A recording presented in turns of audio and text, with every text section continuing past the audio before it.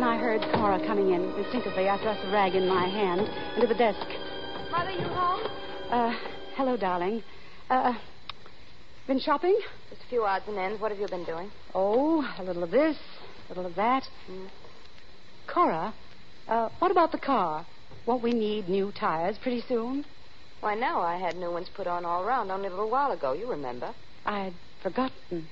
When was that? Oh, 6 weeks ago, anyway. Then it was before? Before what? The murder. Will you stop it? Do you have to go through with this thing, Mother? I think it's better for me to write it than some stranger, don't you? If you wish. But it's so different from what happens in stories. For instance, I can't even remember what we were doing the night it happened. Can you? We were home. Are you sure? Don't you remember? Isn't it silly? You had one of your headaches. I was in my room. You were in yours. Then I was. Asleep all evening. I suppose you were. But you don't know. You weren't with me. What a pity. I'll start supper. Cora. Yes? Whatever happened to that old print dress? It was yours, I think. What print dress? You know, with a red and white flower print. You did have one like that, didn't you? I haven't seen it for quite a while. But it couldn't just have disappeared. The last time I saw it, you had it. And then I don't know what happened to it. I had it? Don't you remember? No.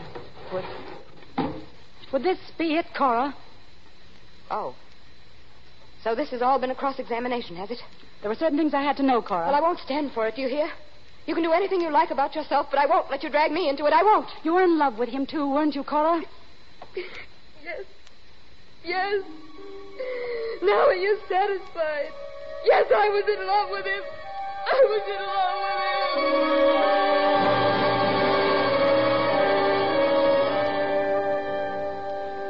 When I woke up, the sun was shining, and I was lying on the bed in Cora's room, and Cora was gone. I made some coffee, and then I went down to see Lieutenant Hahn. What's the matter, Miss Carlyle? You look sort of played out. I had rather a restless night. I've been thinking this thing over, Lieutenant. I've been thinking about a lot of things. Yes, you've been doing a little checking up, I hear. Yes, Lieutenant. Why didn't you tell me you had that list about the dresses? Was it because you knew that someone in my house had bought one of those dresses? You're speaking of your stepdaughter, Cora Wales. Yes. We did know about it, of course, but we knew the same thing about a couple of dozen other women. It didn't make much difference. Oh? Got any new ideas? Look, Lieutenant, I've been writing a new book, or trying to, about a murder. Mm-hmm. A woman who kills her husband. I didn't know how to finish it, but now... look, it's all sort of mixed up in my mind. But you know the old theory about a murderer will always return to the scene of the crime? I don't get it. I know. Put it this way. If someone killed because a person they killed knew something, they'd have to kill anyone else who knew that same thing. Wouldn't they? You still going on the theory the Ogilvy girl's innocent? I know she's innocent. You know? That's pretty strong talk, Miss Carlyle. Well, call it woman's intuition. Call it whatever you like. But I just know that there's someone... Look, Miss Carlyle, maybe I had you wrong yesterday. I can see you're not kidding about this thing. Not that I pretend to know what you're talking about now, but if you've really got something, you better tell Papa. No. You say you think somebody's going to come back to the scene of the crime? I don't know. I don't know what I think. I just know that... Now, look, Miss Carlyle, I don't like it. You're upset. You're frightened. I want to help you. No. I'll have to do this my own way. Do what? I don't know.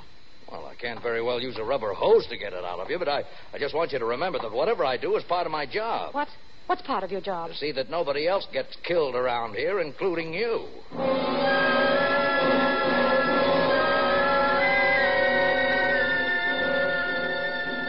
I could feel the headache coming on as I left his office. I almost ran to my car. All I could think of was that I had to get home before it happened. But it was coming over me awfully fast, faster than it ever had before. The house was empty. I threw myself on the couch and pressed my hands over my eyes. The pain was horrible. And then suddenly I had the feeling that I wasn't alone. That someone was standing there, standing over me. Someone I couldn't see. Someone who was crushing my brain, squeezing my temples in a kind of terrible, invisible vice. Someone who was trying to kill me.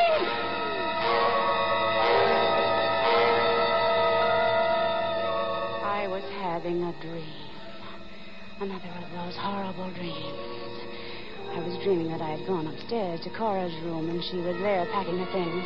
She didn't see me or hear me, and I crept into the room very softly. It seemed as though I had a heavy poker or something in my hand. I crept up very softly behind her. I raised the poker, and then she whirled around. She saw me. You knew it wasn't an accident, didn't you? You knew he didn't just drown. You knew I killed your father. I pushed him. And when I went to Dr. Winter, he found out, too. Something buried in my subconscious, he said. And he made me tell him. He told you all that, didn't he? So now I'm going to have to kill you, too, Cora. I'm going to have to kill you.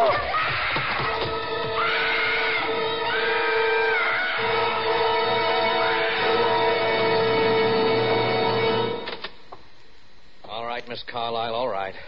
You better come along now.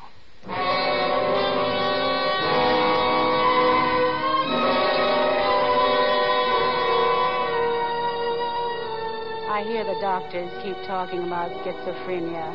That's a double personality, you know. They seem to think I did all those things without even knowing it. Drowning Ned. Trying to kill Cora. That's what the spells were, they say. The other personality. Like Dr. Jekyll and Mr. Hyde. But I wish I could talk to Dr. Winter.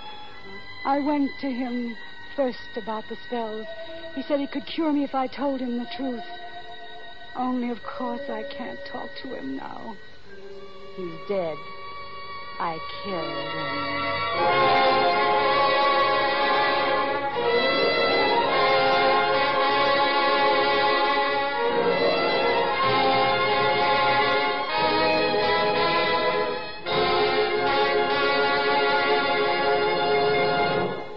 This is Gloria Swanson. It was a great pleasure to appear on tonight's broadcast of Suspense. Next week, Suspense will originate from Hollywood, when Roma Wines will bring you Vincent Price. Good night. Tonight's Suspense play was written by Robert L. Richards. Next Thursday, same time, you will hear Mr. Vincent Price as star of Suspense. Produced for Shenley by William Spear.